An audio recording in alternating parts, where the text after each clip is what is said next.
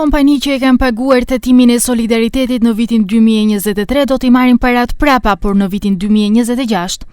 Ministria e Financave njoftoi se ky proces do zhvillohet në bazë të marrëveshjeve me qasje të personalizuar për çdo kompani. Arsyeja, pozita dhe pritjet e ndryshme nga kompanitë.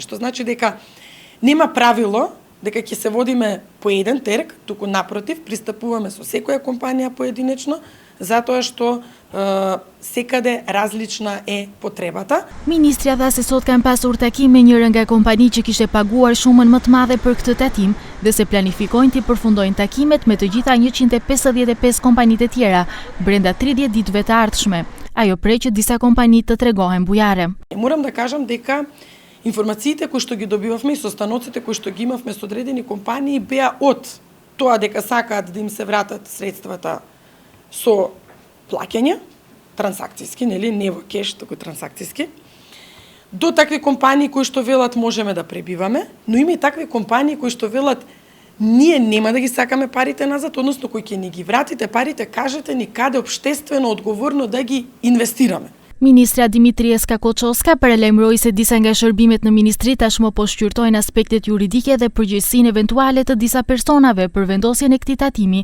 të kontestuar nga kushtetuesja. Përndryshe, gjithsej 156 kompani ishin të obliguara ta paguajnë këtë tatim, si dhe në vitin 2023, buxheti i shtetit arkëtoi 49.2 milion euro, të cilat tani duhet të kthehen.